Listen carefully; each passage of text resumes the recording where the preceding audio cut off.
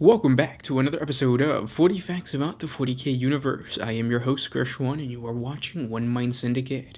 Today we continue talking about the Angry Marines, as we touch on some of the organizational structures or some of the organizational units that are within the Angry Marines, as well as just like a little bit of background, because it's been a while since we've talked about the Angry Marines. If you have any suggestions, just comment down below. A warning to all those who are sensitive. This is going to be a pretty crazy, vulgar video. It's just the nature of the Angry Marines. It's a fan-made chapter, so beware, I guess. Let's get into 40 facts on the Angry Marines. Angry Marines, sometimes referred to as Tourette Marines, are a homebrew Space Marine chapter famous for their extreme anger towards everything in the 40K universe. Their true origin is only known by the angriest of Angry Marines, but the Adepts of the Imperium theorize that they are a successor chapter to one of the two Lost Legions.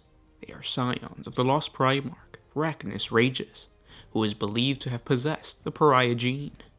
The history of this Lost Primarch and his Legion is long and shrouded in mystery, but in all honesty, who gives a fuck? This is supposed to be a lore video on the Angry Marines. Depending on what ancient lore you choose to read off of, the Angry Marines hail from a Krage in the Angry sector. But then again, they could just be a spacefaring chapter. At this point, who cares? All you need to know is that the Angry Marines are angry for the Emperor and Skittles. The Angry Marines gene seed allows them to simply bypass the normal emotional range of a Space Marine, allowing them to feel rage to an extent that leaves other Space Marines entirely speechless. Even when compared to heretical world eaters, the Angry Marines' rage makes these berserkers seem like a minor annoyance. Whether this is a genetic flaw or an intended genetic enhancement planned by the Emperor himself, we cannot say, because by doing so, we would be going back to talking about something that isn't the Angry Marines, so let's just fucking move on. While the Angry Marines chapter does not adhere to the Codex Astartes laid out by Rowboat Girlyman, because fuck Papa Smurf, they do maintain chapter companies. Each company is led by a captain, but unlike other Space Marine chapters, the Angry Marines captains are not skilled tacticians or master strategists, but rather individuals whom have displayed the most anger amongst their peers. Either that, or a captain's name is picked out of a hat. Regardless, only captains with extraordinary legacies are recorded in the Angry Marines Archive of Anger, as the high mortality rate of this position leaves little time to remember the fucking retards that die young. Angry Marine captains are masters of the battlefield, not in that they have any particular insight into the flow of battle, but in the way they can force their way through it like a wrecking ball through so many orphan children. An Angry Marine captain is not simply a master of warfare, he must also have the gift of oration as well. Promptly after his orientation, he is brought before a hate breeder for instruction. These hate breeders train the captain in the art of profanity and irreverence, turning him into an engine of anger that quells the hubris of even the most problematic of Imperial commanders, even the occasional uprising. The Angry Marines chapter is home to a variety of specialist units, most common of which is the Angry Squad. They are called upon to sweep away enemies in the tide of yellow anger and fists. It is they who claim the strategic objectives, hold defensive lines, and otherwise hit stuff. The Angry Marine squads take to the field with a vast array of weapons, be it a crowbar, a chainsword, or a spike bat. Each weapon is a deadly instrument in the hands of an Angry Marine. Some even prefer the vengeance of a bolter to deliver their fury. The formidable anti-infantry blender that is an Angry Squad is complemented by the occasional armor-rending power weapon or a face-smashing power fist. Of all the Angry Marine forces, the Angry Squad makes the greatest use of the chapter's transport pool, often blazing to the front line or to the objective in a bull rush pattern rhino. Whenever circumstances allow, they thunder to earth in a rain of drop pods, the faster to get into the fight.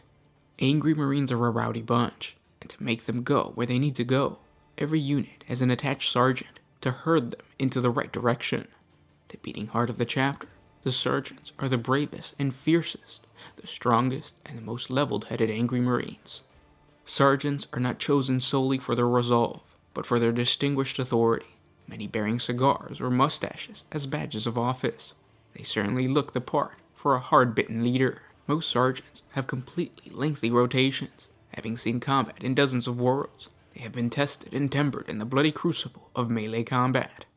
One of these notable sergeants is Assault Sergeant Dick Face, who was promoted to the rank of sergeant during the heresy of Drywalker Fen. His squad was to be deployed as an attack on the position of a heretical leadership. Unfortunately, the Thunderhawk that transported the squad was shot down by enemy fire, and the brothers were scattered. During the attack, Dickface lost most of the equipment and had to make do with a weapon he found at the site of a bombed encampment, a two-handed chainsword.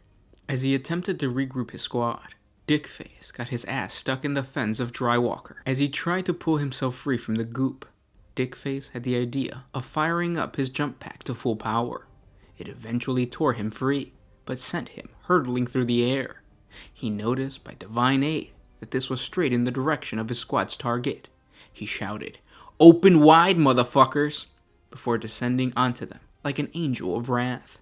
Picked footage later determined that upon landing, through a combination of luck and skill, Dickface managed to shove his chainsword through the mouth of a heretical commander, all the way down to his pelvis, impaling him in a single motion. Dickface then proceeded to beat enemy command to death with the impaled body of their commander, after which he cut the weapon free through the corpse's back. Dickface then proceeded to repeat this on 6 infantry platoons, a score of heavy weapon teams, and a trio of sentinel walkers, killing their operators by pouncing on the cockpit and forcing the weapon through the vehicle's vision slits. For his heroics and skills, Dickface was elevated to the position of Assault Sergeant and was granted one of the chapter's Angry Beaky, a Mark VI Corvus suit of power armor. While his position as a sergeant allowed him to wield the traditional power bat and power wrenches of the Angry Marines, he opted to keep the weapon he found, dubbing it Throat Fucker.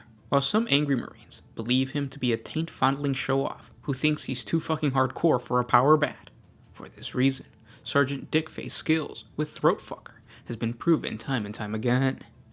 Showing just as much anger as Assault Sergeant Dickface are the chaplains of the Angry Marines. They are the spiritual leaders of the chapter. They administer the sacred rites, preserve their rituals, and perform ancient ceremonies of initiation, vindication, and redemption. Clad in jet black power armor, adorned with skulls and icons of battle, and bearing the skull helm that invokes the visage of the immortal God Emperor of mankind, they look pretty damn angry. Their litanies of hatred and disgust are often drowned out by the curses and threats their battle brothers scream. The chaplains spend their breath dictating the wholesale slaughter of the Emperor, and often they yell along with them, "For the fucking Emperor!" An Angry Marine chaplain also has a very important duty of handpicking the members of a Baal Guard. To be chosen for this unit is the highest honor within the chapter, considered more impressive than having been a captain. Members of the Baal Guard have their names inscribed in the aptly named Tome of the Names of the Members of the Baal Guard. Baal Guard members are living examples of the burning hate that burns within the angry hearts of the Angry Marines, and in their perfection are deserving of their glory. Baal Guard smolder at every moment spent in rest, but in battle, they are a mushroom cloud of motherfucking rage. Each has accomplished feats of skill and strength undreamt of by most, so steeped in the trade of dealing death and blood that their accumulated insight and knowledge of warfare easily outstrips even the most experienced of chapter masters. Their interests do not stray in the realm of tactics or thinking. They do what they do, and they do it good.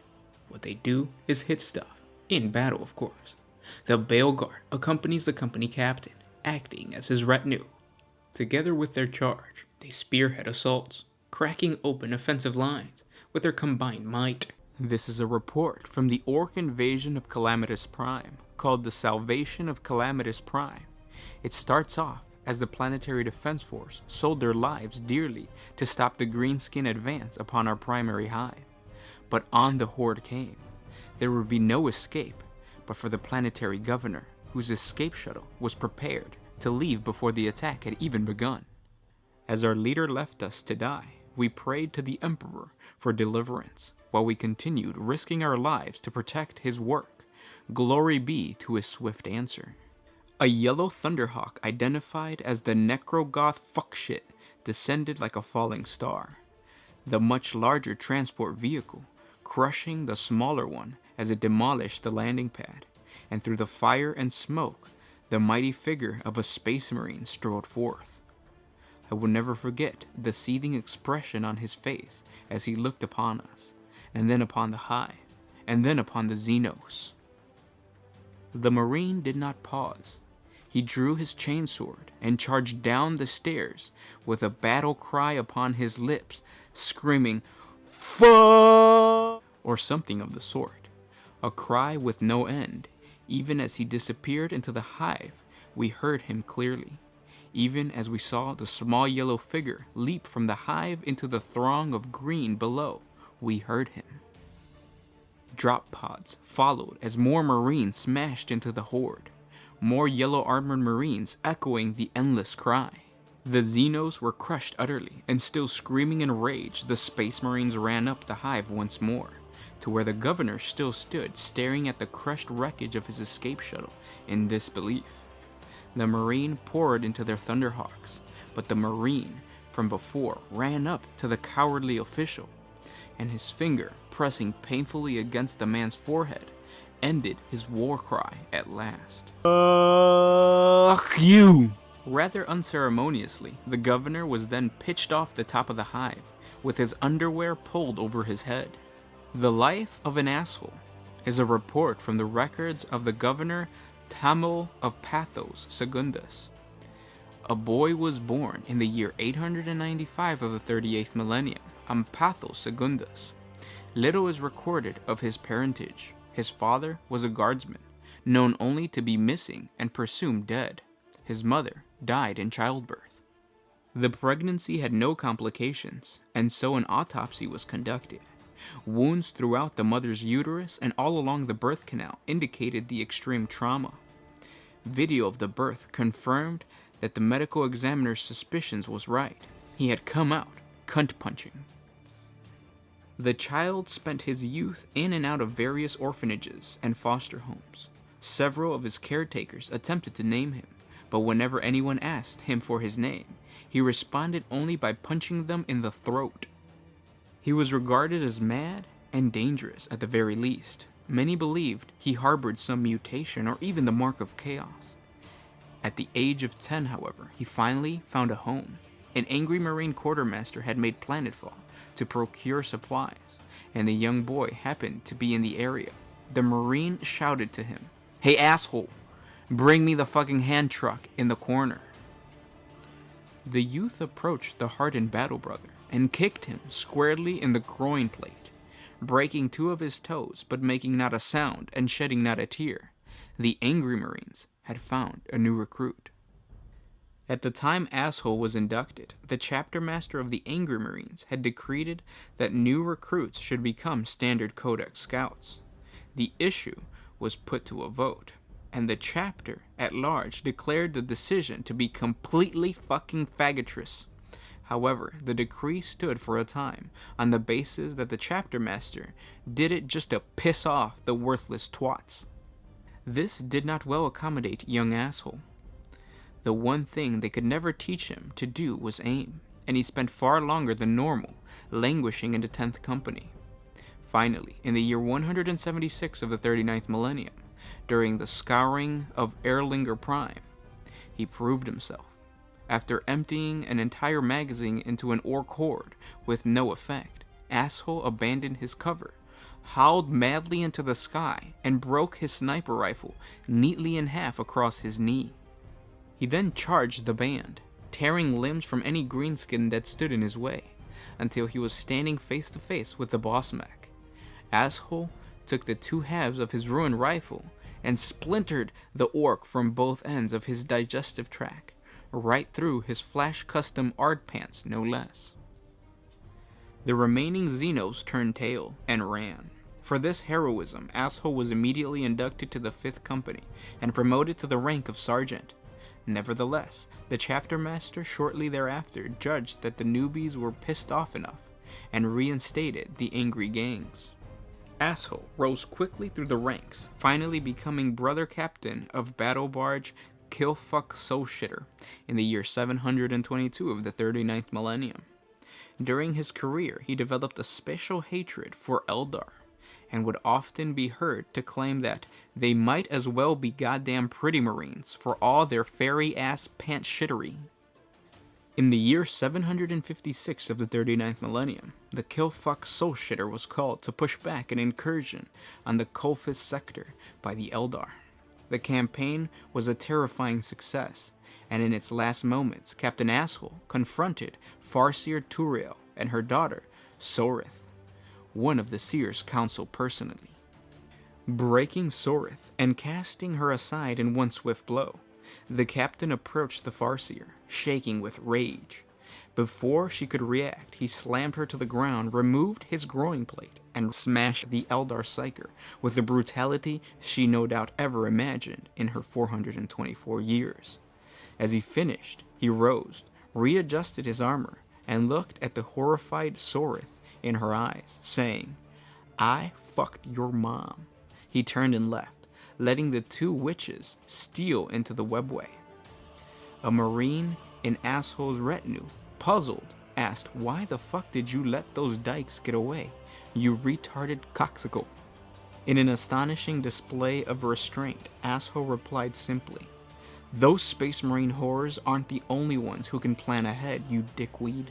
In the year 889 of the 39th millennium, Captain Asshole received a pizza with mushrooms instead of pineapple, and suffered an aneurysm while pummeling those responsible. Thus, his battle brothers cybernetically mounted him into one of the chapter's dreadnoughts, or as they prefer to call them within the Angry Marines, a belligerent engine. 30 years later, the chapter met the same Eldar again on the battlefield. The carnage played out much the same as before. All that remained were Farseer Turiel, Sorith, and the belligerent engine in which the Captain Asshole was fused. A terrible din was heard. Suddenly, Captain Asshole's member had punched right through the armor plating of the dreadnought, with the angry Marine himself in tow, and lodged itself between the buttocks of Farseer with a force of 10 supernovas. He turned to Sorith and spoke his last words to her before he slaughtered them both. "Even in death, I still fuck your mom." Captain Asshole victoriously then breathed his last breath on the battlefield. In the Imperial Historical Logs as compiled by Commissar T.J. Wang of the 137th Trondheim Regiment of the Imperial Guard, a synopsis of the event preceding the destruction of the heretical forces of Tyrannus Gamma can be found. The planet of Tertius Gamma was besieged by mutants of chaos, the insidiousness of which had never been seen before in the sector. The Fury Abominations committing the hideous blasphemy of wearing sacred power armor as if in the service of the God Emperor, and then leveling city after city for days. And now they had advanced upon the capital city, the last bastion of humanity. However, little did anyone realize that the incursion had been noticed by one of the greatest chapters of all Space Marines, whose mighty battle barge was even now entering orbit around the planet. It was the Angry Marines. "God damn it, why aren't we on the ground yet?" screamed an armored visage. What remained of his face had been twisted recognizably by sheer rage. "Sir, we can't enter the atmosphere that quickly. We'd burn..." The voice of the servitor was cut short as he was crushed beneath the sheer weight of the Marine's armor as he jumped into the pilot terminal. Thus the battle barge, the Litany of Litanies litany, began its screaming descent toward the besieged planet. All the while, a cacophony of sickly sounds continued to permeate from the murky planet below. It was maddening, sufficiently so that any lesser man would have taken his own life, but it had no effect on the stalwart Marines of Rage, except to infuriate them like never before. At the same time, and unknown to his brethren on the first battle barge, or vice versa, a second battle barge of the chapter, the Maximum Fuck, hovered at the ready directly over the capital city. Upon it poised the payload of Adeptus Astartes Angry Marines, prepared to make planetfall. Captain Temporus of the 3rd Company watched and waited, his eyes fixed firmly on the screens showing a wave of mutants overrunning the Planetary Defense Force position. He felt his blood boil as he looked upon the livery adorning their armor, their mockery of everything they stood for. Their faces were an abomination. The heretical glee, visible on their faces even from space, angered the battle captain even more. The comm servant gave a silent nod, and although it seemed as though he hadn't seen it, Temporus was well aware. It was time, but he hadn't the patience for any conventional strike this time. Cunt-sniffing faggot motherfuckers, he bellowed with rage. With the full force of his forehead, Captain Temporus struck the large red button on the console in front of him, destroying it in the process. Great shields on the side of the battle barge turned into place over the front of the craft, forming a giant battering ram shaped like a middle finger. The maximum fuck began its nose-first descent into the atmosphere. The fighting around the capital city grew more and more fierce. The furred mutants were sending their numbers to die beneath the walls of the city, each one attempting to use their bladed weapon to try and chip away at the hardened rockcrete. At first, the defenders cheered at their foolhardiness, but as more corpses piled around the wall, the more precarious became the city's chances. "Keep up the heavy bolter fire," the commissar screamed over the din of the gun emplacements. "Bring up the flamers. Show these abominations the cleansing power of the Emperor." And then a servitor scuttled up at the commissar's side. "Milord, crafts from off-world are making planetfall. It appears to be Adeptus Astartes." "Ah, at last. Now we shall truly turn the tide against this filth," beamed the commissar. In revelry and decadence, the furries fought and continued to advance. The city would soon fall. There was none alive on Terrius Gamma who could stop them now. Suddenly, all heads turned skywards, eyes scanning above to find the source of a terrible noise. The two angry marine battle barges collided side first against one another as they plummeted towards the single target. The mutants realized the target was them. The commissar then turned his eyes skyward as the enemies fell silent and a great shadow fell across the land. "What the fuck?" the commissar uttered under his breath in disbelief. "Fuck you, I was here first," screamed the commander aboard the Litany of Litany's Litany as he piloted his barge directly into the heart of the mutant hordes below. "No, fuck you, I deployed the finger," Captain Temporus cursed back. Traitors fled, mutants hid, deviants cried out for their dark gods to save them, as one, then two battle barges slammed into the enemy lines. With a terrifying roar, the planet itself was torn asunder. Terrius Gamma was no more. This is an excerpt from the personal correspondence addressed to PFC. The uprising champion of Khorne called out to the angry marines before him, just as they prepared to charge his hosts of demons and world eaters. "Can you not see the similarities between your battle prowess and ours? Khorne fills you with his wrath in battle, but you do not take time even to notice. Join us, and together we can destroy all within our path. Sink deeper into your anger with the full blessings of the Blood God." The assembled angry marines took pause and considered the words of the World Eater champion.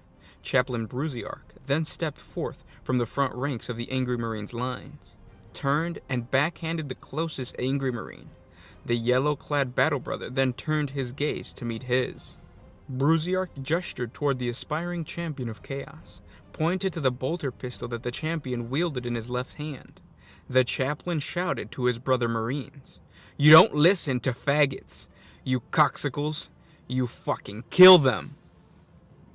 The previously backhanded space marine then stood up, his faceplate shattered from the force of the blow, and shouted the battle cry of the angry marines. "Always angry, all the time." The angry marines then realized their folly at listening, even if it was only for a moment, to this unsufferable faggot.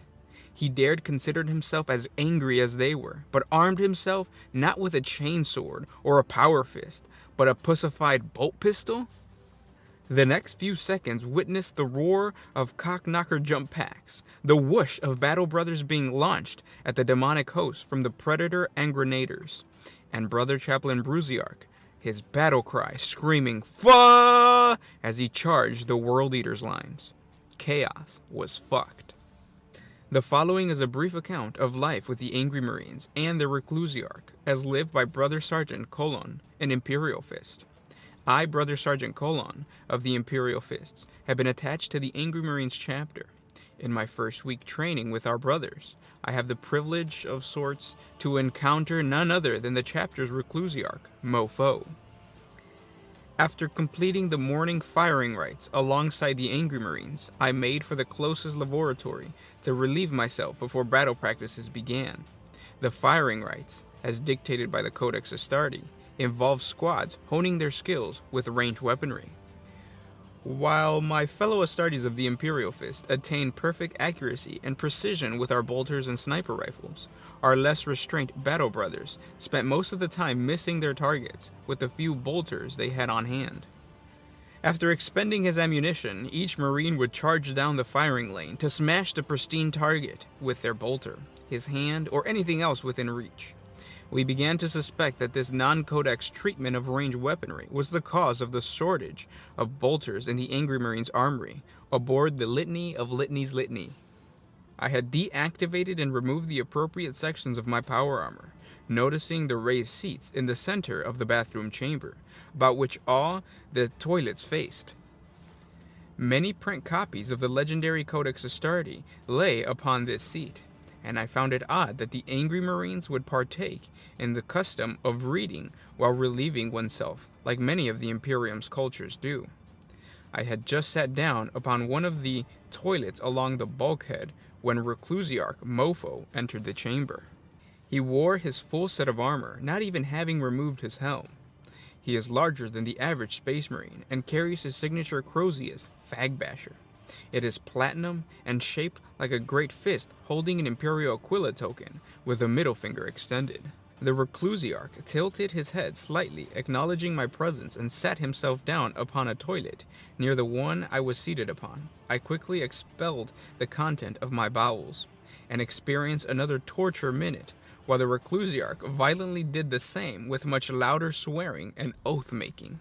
It was then that I noticed that the toilets in this bathroom did not have the function like most toilets of the modern Imperium. I had just turned to ask the Reclusiarch how his chapter went about cleansing themselves when I saw him reach out to one of the copies of the Codex Astartes. He opened it, and Emperor Preserve Us All ripped a page from it and began cleansing his backside. I cried out, This is heresy!" The Reclusiarch became a blur, a lightning strike of motion. Instantly, his Crozius was alight in his hand, its power field sending blue energy flickering out from the surface. "Heresy? Heresy where? Where's the heresy? You fist fuck?" He stood there, his head rapidly scanning the entire room for any signs of heresy, with the soiled page of Gilliman's life work still wedged in his backside. It was the most astonishing sight I have ever seen in my centuries of service, and before my gene-enhanced senses could ever register it, he had planted Fag Basher in the bulkhead just centimeters from my head. "Don't fucking startle me like that, you fucking cunt breath piss crust!" He roared right in my face. Mofo then turned back to his toilet and angrily finished cleansing himself with the torn codex pages. He closed his armor and ripped Fag Basher back off the wall, causing me to duck. As he walked through the portal of the bathroom, he turned and shouted, "Battle practice starts in 3 minutes, fuckface, so break it off and get a fucking move on. If you're late, I'm gonna replace all the toilet paper," as he gestured to the copies of the Codex Astartes, "with your hand." He then stormed down the hallway, leaving me stunned on the toilet. I looked at the copies of the Codex Astartes, a holy work written by the Emperor's own loyal son, and the basis of everything that I've ever lived for. I had the choice of defacing the Codex or undergoing the worst penance I have ever been threatened with. This was only the first week of my decade-long deployment with the chapter. Had the Emperor abandoned me? The following is the further misadventures of Mofo, Reclusiarch of the Angry Marines, compiled from the missions logs of Commissar John Fucklaw of the Angry Marines chapter. Mofo finished his oath to the Emperor, promises made to his god, as to how badly he would rip the fucking colons right out of those penultimate faggots. Mofo recited his promises to himself as the bird, the Thunderhawk, they were riding in, jerked and screwed. They were flying close to the ground to avoid detection. Mofo recalled how the enemies had made the very serious mistake of taunting Brother Captain Reg several hours earlier. "Come and get us, striplings," their leader had said, his fat metal ass humming and whirling even through his pick feed. "You cannot penetrate our void shields from your precious battle barge, and your ground force will not stop our ritual in time. The warp portal is nearly complete, and soon the whole planet shall be consumed by chaos." The faggot went on and on about how great he was, and how much he had a huge fucking hard-on for himself. "I'ma fucking rip the cocksucker in pieces, then eat those pieces and shit them out," Reg had shouted. So loud was his exclamation that the tech fags in the engine room had heard him. "Fire up the engines! We're ramming the fuck out of this shield with the whole ship." "Fuck that shit! I've got better idea," Mofo had interjected. The captain was having none of it. "Fuck you! That faggot is gonna regret the day he first believed those shit-eating chaos gods, almost as much as he's gonna regret the day he fucking called me." It had been difficult to convince Reg of his plan, but the chapter had already wrecked 2 battle barges in recent years during the course of just one campaign. The techno-cock-gobblers on Mars said that they were not going to make any more for this chapter if they kept on wrecking them every time the enemy used the void shield. Mofo had been the most diplomatic. "With respect, Captain, fuck you and the obscura that burst from the condoms you swallowed. I'ma go down there, wreck the faggot shit, then open the shield so you can launch the drop pods and quit your bitching." Much back and forth arguing had occurred, but Mofo's plan was agreed upon. Soon the Reclusiarch was thundering down through the atmosphere with a tech marine and a cocknoggler squad in tow. "Remember the plan, ass faggots?" Mofo inquired. "Fuck yeah, I remember. You're gonna go down there, have fun, and we're all gonna fucking do the work," Tech Marine Indignatus replied. "You're damn right I'm gonna have fun," said Mofo. The Thunderhawks closed in on the Void Shield city, the Chaos Space Marines and the logic engines detecting their low-flying craft entirely too late. The pilot servitor aimed just above the wall surrounding the fortress, as it had computed where its instructions from the screaming and shouting the Reclusiarch had done before takeoff. The top of the wall had a thin slot where the void shields did not extend, but this space was not big enough to permit passage for the aircraft the size of a Thunderhawk. Facts like this did not deter angry Marines. The Thunderhawk smashed against the lowest extension of the void shield, the uppermost section of the craft being sheared off from the collision. The flaming remains of the craft shot over the parade grounds and into the wall of the fortress proper.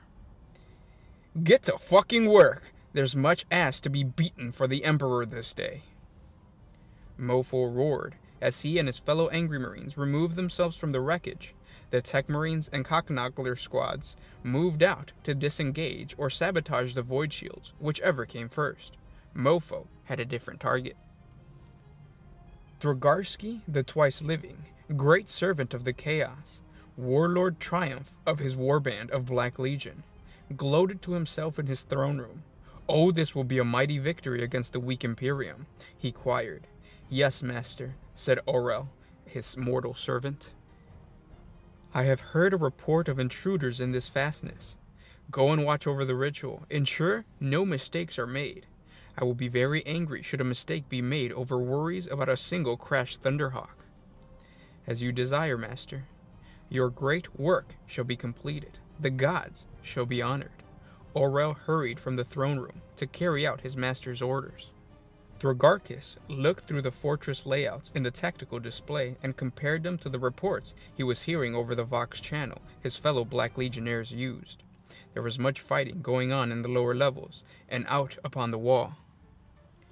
Perhaps the rumors were true about the angry Marines. No matter, there was no report of violence in the passage leading to his sanctum or the ritual chamber beyond.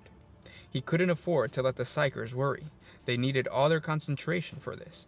He would not allow his greatest work to be overdone, not when it was this close to completion. Suddenly, he heard a blast from the side of the chamber. He turned to see a Black Space Marine approach him through a rag hole in the wall. A chaplain, and yes, there was his Crozius, alight and ready as well. Bizarre that the Crozius, normally vaunted and holy relic to his loyalist brothers, be shaped to form so crude an insult rather than some divine symbol of the chapter. This was a different chapter indeed. You mechanical dick sucker, I'm gonna fucking break your metal ass. The figure roared. Yes, very different indeed. Unlike Little Chaplain. Soon demons will be poured out from this fortress. You cannot stop them without getting through me. And I am the great Thragarkis, the twice living ender of Oh, shut the fuck up already, the figure charged. Mofo let loose a horrid string of obscenities as he charged toward the pretentious faggot.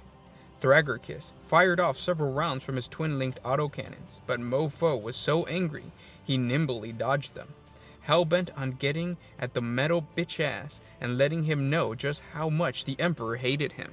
Mofo dodged inside the Dreadnought's guard and planted his Crozius fagbasher into the front armor of the fucking thing. Thragarkis bailed up his power fist and smashed Mofo solidly. Mofo was thrown back by the blow, but no sooner had he touched the ground than he was back up, charging again. As the Dreadnought launched another punch, Mofo leapt over the power fist and threw himself at the front of the sarcophagus so he could look eye to eye with the vision port. Judgment, motherfucker, it's coming. Mofo swore with all the gene-enhanced strength he had. Mofo punched the vision block of the sarcophagus. Punch after punch, blow after blow he rained upon the Dreadnought's vision port. All the while, the Dreadnought fired off autocannon rounds at random, his power fist desperately trying to grab the chaplain and remove him from his chassis. You piece of shit, get out of here! At last the vision block shattered, and Mofo's fist drove forward into the amniotic tomb of Thragarkis. Foul liquids gushed out around Mofo's arm as he fished around into the tank. At last he found Thragarkis' mortal form, squirming around at the bottom. He grasped the little fucker by the neck and pulled his head out of the hole he made in the sarcophagus. It was a disgusting thing, like a wet, white turd with a gratuitous number 8 tattooed here and there. Thragarkis looked through the hazy eyes of his killer and trembled. How could the dark gods forsake their loyal servant like this? I got a message from the Emperor, said Mofo. He then reared back his free hand, as if to throw another punch. Like lightning, his arm shot forward into the accusing finger pointed right into Thragarkis' face. Fuck you! Then, grasping the fucker's neck with both hands, Mofo headbutted him repeatedly, his hardened helm smashing into Thragarkis' skull, carving it in. When the turd's face looked like a cereal bowl, Mofo stopped. The last neural stunter of his heretical dying brain caused the Dreadnought to stunter and fall into its back. Mofo neatly flipped forward, grabbing Fagbasher on the way, and landing upright next to the dead faggot. Just as he landed, the set of doors leaping the adjoining ritual chamber opened. My lord, the void shields are down. Drop pods rain upon us. Your legion brothers await your... Whoa! Tell them they're about to get their shit punched in, Mofo roared as he sprinted towards the stunted servant. And those were 40 facts on the Angry Marines. I hope you guys enjoyed this video. I hope you guys are enjoying the compilation videos because of YouTube's algorithms and because we know that a lot of you guys are sitting at home painting. We want to put out these compilation videos, giving you guys, at least close to an hour of lore content that you could just turn on and not worry about. As we progress, of course, these compilation videos will be getting a little bit better. Some of these videos are older OneMindSyndicate videos, so they are, the editing's not all that great, and even the speaking's not all that great, but they will improve. Thank you guys so much for watching, and good luck on your painting. This was Gershwin with OneMindSyndicate, signing out. Always